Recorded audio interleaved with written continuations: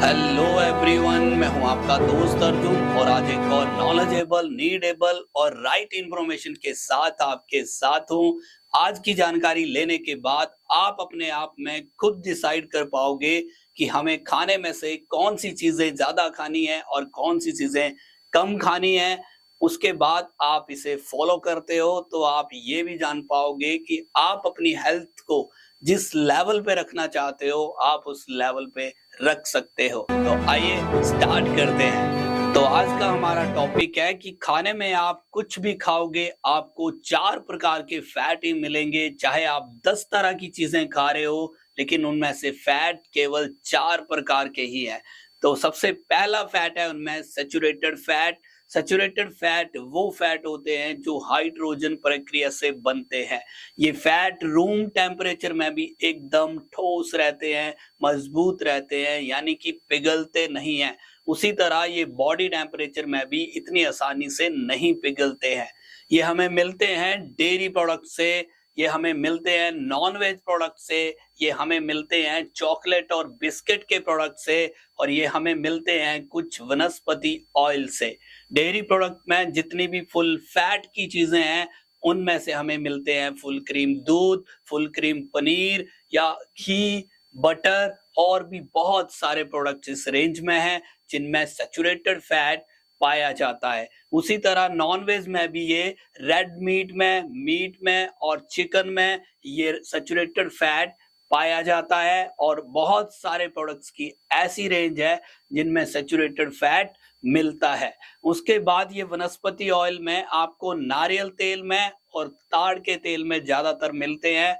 नारियल आप सभी ने खाया होगा और आपको पता है कि जब वो कच्ची गिरी होती है तब भी वो फैट कितना ठोस होता है, तो वो सैचुरेटेड फैट ही है। उसी तरह ये बॉडी में भी जाकर के जम जाते हैं। उसके बाद कुछ प्रोसेस्ड बिस्किट और बहुत सारी चॉकलेट्स में भी ये सैचुरेटेड फैट पाए जाते हैं जो इतनी आसानी से पिघलते नहीं हैं। नेक्स्ट नंबर 2 पे आते हैं हमारे ट्रांस फैट। ट्रांस फैट वो फैट होते हैं जो रासायनिक प्रक्रिया के द्वारा बनाए जाते हैं। बहुत सारे डेयरी प्रोडक्ट्स की रेंज ट्रांस फैट की रेंज है। बहुत सारे नॉन वेज के ऐसे प्रोडक्ट हैं जिनमें ट्रांस फैट पाया जाता है, और बहुत सारे फास्ट फूड में पड़ने वाली सॉसेज और मेयोनीज के प्रोडक्ट हैं जिनमें ट्रांस फैट हमें मिलता है।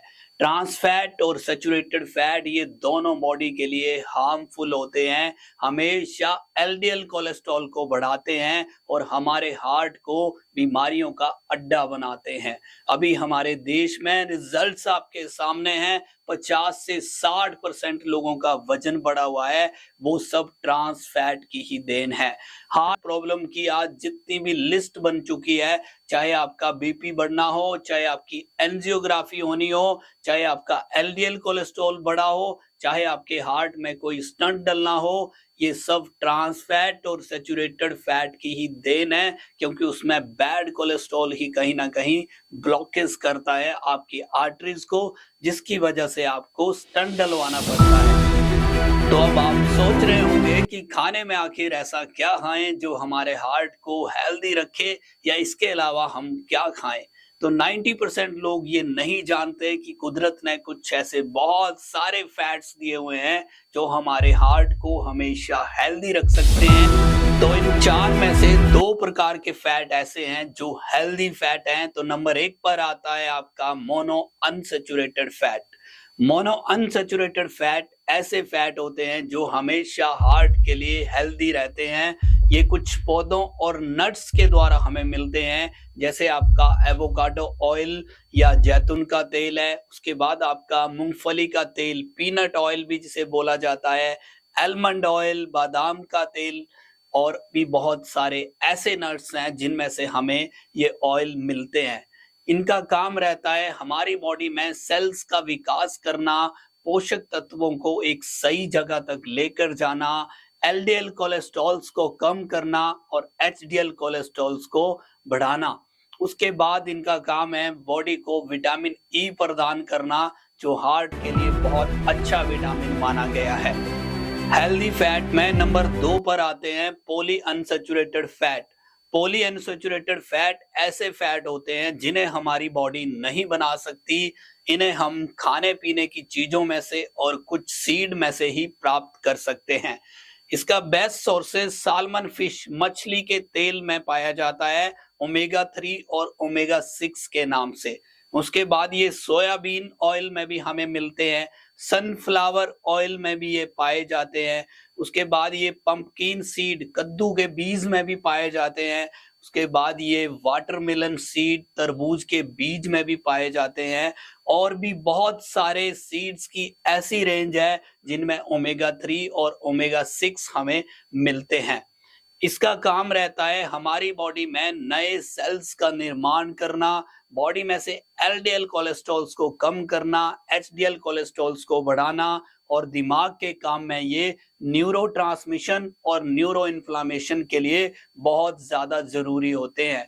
तो आप इनका ज्यादा से ज्यादा इस्तेमाल करें और अपने आप को हेल्दी रखने के लिए मोनो अनसैचुरेटेड और पॉली अनसैचुरेटेड फैट का 90% इस्तेमाल करें और 10% आप सैचुरेटेड और ट्रांस फैट का इस्तेमाल करें। इससे आपकी बॉडी बैलेंस में रहेगी और आप हमेशा हेल्दी रहोगे। किसी भी देश को सशक्त, समृद्ध और आत्मनिर्भर बनने के लिए सबसे पहले उस देश के लोगों का हेल्दी होना बहुत जरूरी होता है। अभी रिजल्ट्स आपके सामने हैं कि लगभग देश की आधी आबादी 40 से 50% लोग बैड फैट का शिकार हो चुके हैं। इस रिजल्ट्स को कम करने में कहीं ना कहीं आपका योगदान बहुत इंपॉर्टेंट है। अपने कॉन्टैक्ट लिस्ट में इस जानकारी को ज्यादा से ज्यादा लोगों को शेयर करें ताकि ज्यादा लोग जागरूक हो सकें, राइट चीजों का चुनाव कर सकें और अपने आप को हेल्दी रख सकें। बहुत जल्दी मिलते हैं एक और नई जानकारी के साथ। Thank you.